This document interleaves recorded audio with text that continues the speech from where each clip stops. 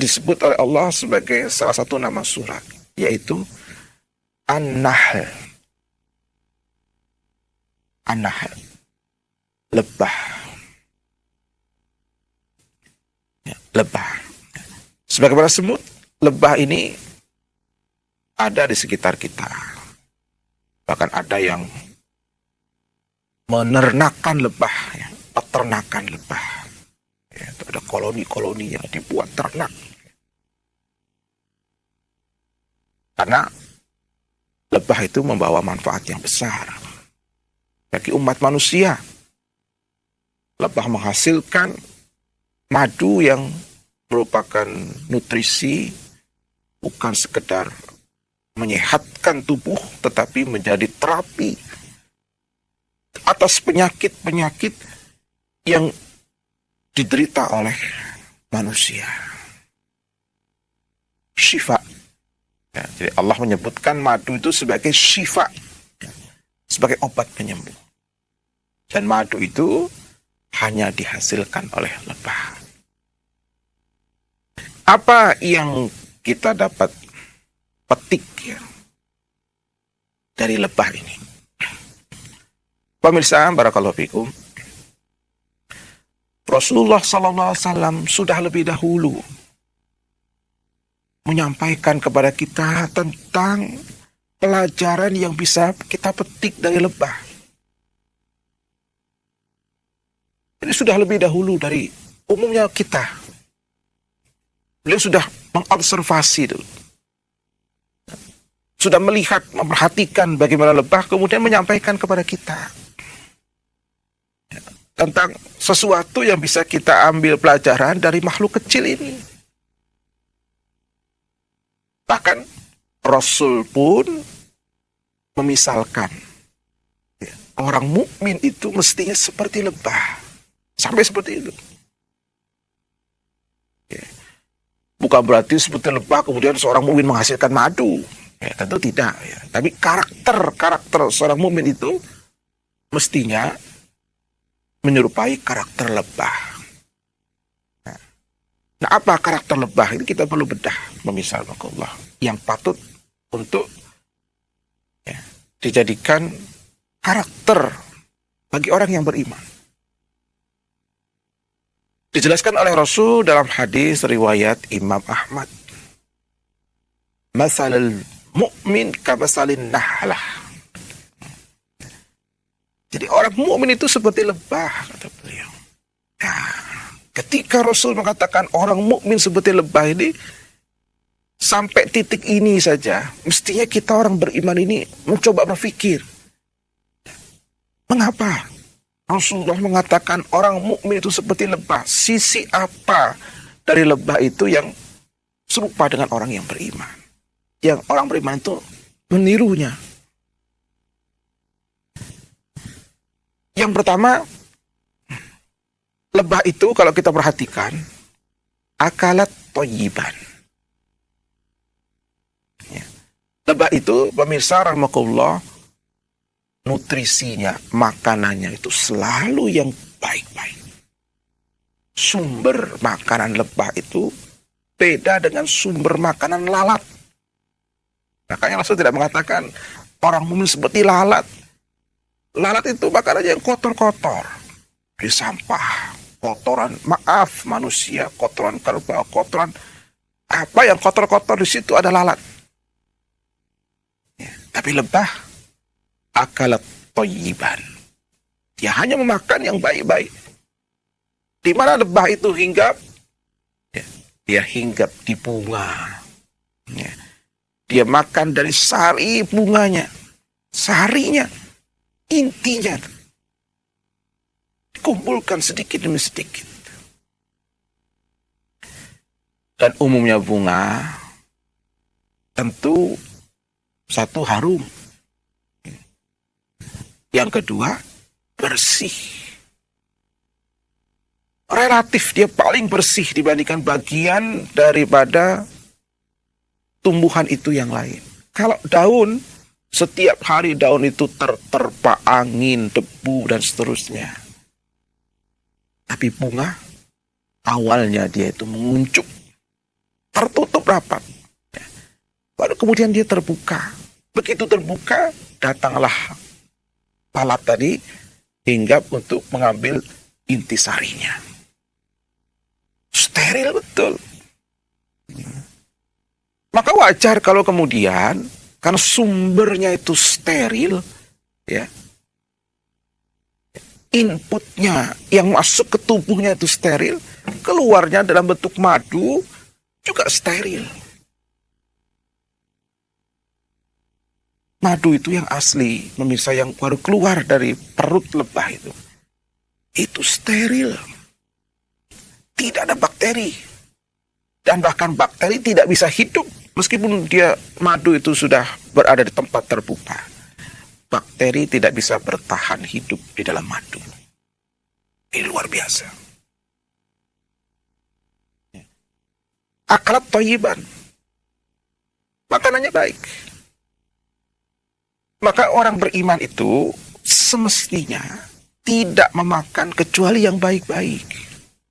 Seperti halnya lebah tidak memakan kecuali yang baik. Tidak ada lebah itu makan kotoran, hinggap di tempat yang kotor, itu tidak ada. Hinggap apalagi makan kotorannya. Hinggap saja tidak. Instingnya dia sudah bisa mencium. Sebelum dia hinggap itu dia sudah bisa mencium. Ini tempat kotor, saya tidak mau di situ. Jadi kalau ada lebah yang hinggap di tempat yang kotor, itu mesti lebah itu error dia. Ya. Indranya itu mesti rusak. Karena bukan tabiatnya. Lebah itu hinggap di tempat yang kotor. Tabiatnya akalat thayyiban.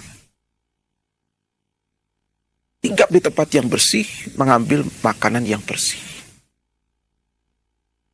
Makanya dalam surat Al-Baqarah ayat 172, Allah subhanahu wa ta'ala telah mengingatkan orang-orang yang beriman.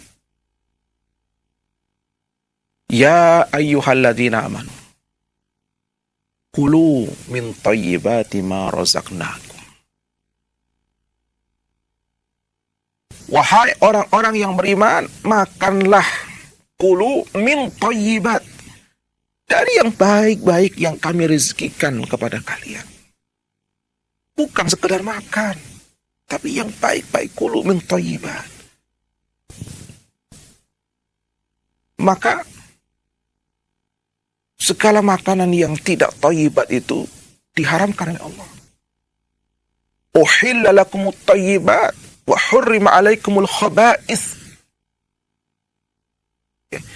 Dihalalkan untuk kalian makanan yang baik-baik dan diharamkan atas kalian al-khaba'ith, yang buruk-buruk itu. Yang buruk-buruk itu baik zatnya maupun dampaknya.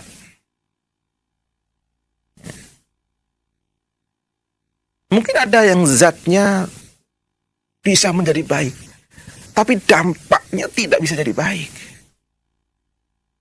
Daging babi misalnya. Bahkan daging babi itu zatnya pun tidak baik. Dagingnya itu mengandung cacing di dalamnya. Andai kata cacing dalam daging babi itu sudah bisa dibersihkan, tetap saja efek seseorang makan daging babi itu tidak baik bagi kejiwaan orang itu. Makanya ada hikmah mengapa Allah mengharamkan babi. Mengharamkan khamr, arak. Mengapa? Dia bagian daripada khaba'ith. Bahkan disebut al-khamru ummul khaba'ith. Arak itu induk segala keburukan. Karena kalau orang sudah minum arak, ya, efek daripada minum arak itu dia bisa melakukan perbuatan dosa apa saja. Dosa apa saja, pemirsa. Perhatikan orang yang mabuk berat itu. Orang yang mabuk berat, dia sudah tidak kenal lagi siapa saudara, siapa teman, bahkan siapa lawan. Yang ada ketika dia punya keinginan, keinginan itu harus diwujudkan. Kalau tidak, dia bisa marah. Kalau marah, dia bisa menyakiti. Puncaknya, dia bisa membunuh. Berapa banyak anak yang membunuh orang tuanya ketika mabuk? Meskipun setelah itu dia menyesal, sangat-sangat menyesal. Tapi ketika mabuk, dia tidak bisa menguasai diri, itu persoalannya. Tidak menguasai akalnya. Dia tidak sadar dengan apa yang dia perbuat, meskipun akhirnya menyesal. Ummul khaba'is itu, arak itu. Karena ketika orang minum, dia bisa melakukan perbuatan apa saja. Dia bisa berzina. Kalau berzina ini perbuatan suka sama suka ya. Dia bisa memperkosa, memaksa adik kandungnya untuk berbuat mesum. Mengapa? Faqidul akal. Dia sudah tidak berakal lagi. Makanya Allah Subhanahu wa ta'ala mengharamkan khamr karena dampaknya itu yang luar biasa buruknya. Nah, bayangkan bagaimana ketika ada kongres sebuah partai, pestanya pesta minuman keras. Ya. Ada calon yang menang dalam pemilihan kemudian menggelar pesta, yang digelar pesta minuman keras. Coba. Mau jadi apa negeri ini kalau kemudian orang-orang yang duduk-duduk di jabatan-jabatan pejabat itu kemudian begitu aktivitasnya ketika katakanlah dalam kutip mensyukuri kemenangan mereka dalam pemilihan umum itu. Ummul khaba'is, ya. Pesta miras. Na'udzubillah min dzalik. Nah, jadi ada hikmah mengapa yang buruk-buruk itu diharamkan, karena yang buruk itu mesti akan membawa keburukan. Akalat thayyiban. Ya ayyuhalladzina amanu kulu min thayyibati ma razaqnakum. Wahai orang-orang yang beriman, makanlah oleh kalian yang baik-baik dari apa yang kami rezekikan.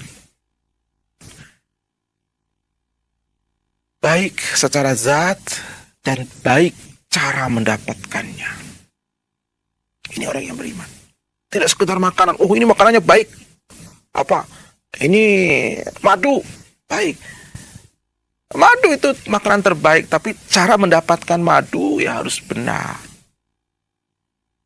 Jangan ada tetangga ternak madu, Anda yang panen. Anda curi madunya. Jangan tetangga jual madu, Anda ambil madunya. Madunya memang minuman yang paling baik, tapi ketika Anda mendapatkannya dengan cara mencuri, maka minuman itu menjadi haram bagi Anda untuk dikonsumsi.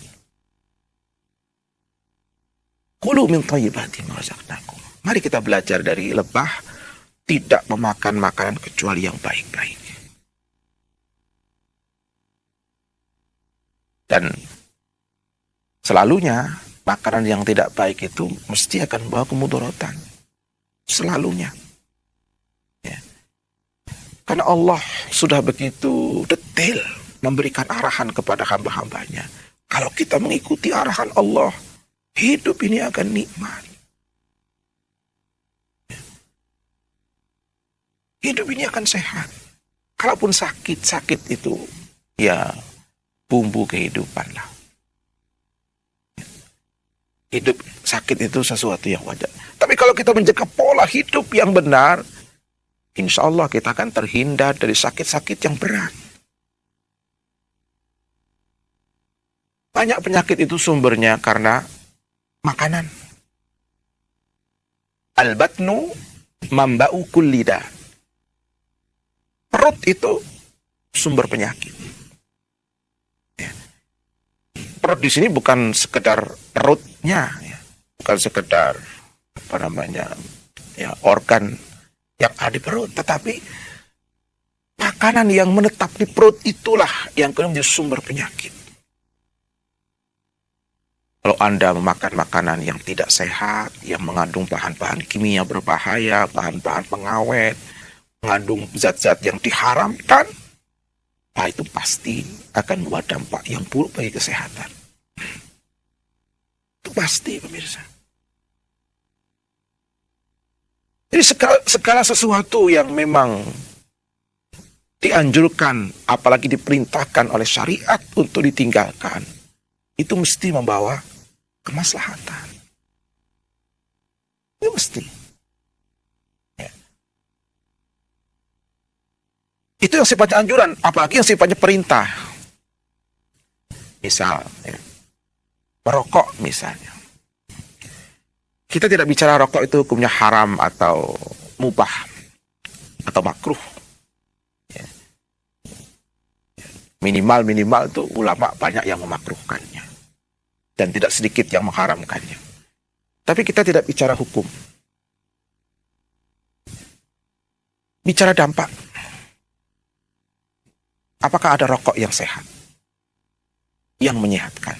Atau minimal yang membuat normal saja. Arti orang merokok bukan tambah sehat, tapi tetap normal. Organ-organ tubuhnya, terutama paru-parunya. Apakah ada? Tidak ada. Yang ada justru kita dapatkan tulisan-tulisan di bungkus rokok itu merokok membunuhmu. Ya. Penyebab kanker di tenggorokan, penyebab penyakit paru-paru. Itu yang ada. Bahkan rilis daripada Badan Kesehatan Dunia WHO mengatakan rokok itu tingkat kematiannya lebih cepat 15 kali dibandingkan yang tidak merokok. Jadi peluang perokok untuk meninggal dunia lebih cepat 15 kali ya, dibandingkan orang yang tidak merokok. Ini orang-orang kafir. Pemirsa rahimakumullah yang meneliti tentang rokok itu. Jadi tidak ada kebaikannya. Yang ada justru membawa penyakit. Kanker, paru-paru, dan lain sebagainya. Pernapasannya terganggu. Orang lain yang terkena asapnya juga ya terganggu. Nah, hal-hal yang tidak bermanfaat, yang paling baik ditinggalkan. Perintahnya kulu min thayyibat. Makan yang baik-baik. Konsumsi yang baik-baik. Ikuti apa yang dilakukan oleh lebah tadi. Ya, akalat thayyibat. Ya. Maka mari kita pemirsa biasakan. Memastikan makanan yang masuk ke dalam mulut kita itu makanan yang baik. Zatnya dan cara mendapatkannya. Jangan tergiur dengan gengsi. Jangan tergiur dengan mahal. Ya. Makanan mahal belum tentu sehat.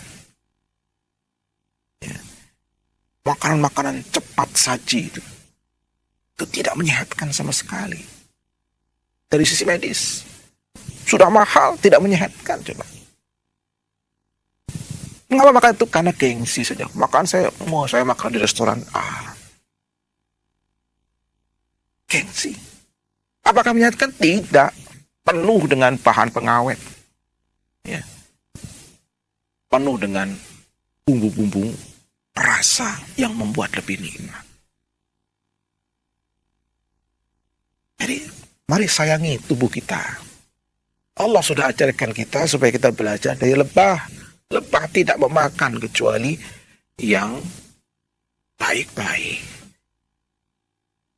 Wah, kalau mencari yang baik ya sulit. Ya sulit tapi sehat. Ya. Bukankah sehat itu sesuatu yang kita butuhkan? Dan bukankah satu anugerah yang mahal tidak bisa dibeli dengan berapapun biayanya. Maka ya untuk mendapatkan kesehatan kalau memang harus susah, wajarlah. Ya, wajar. Ya. Nah ini poin yang bisa kita bahas pemirsa Allah pada pertemuan kali ini yang bisa kita petik dari lebah. Ya. Ada beberapa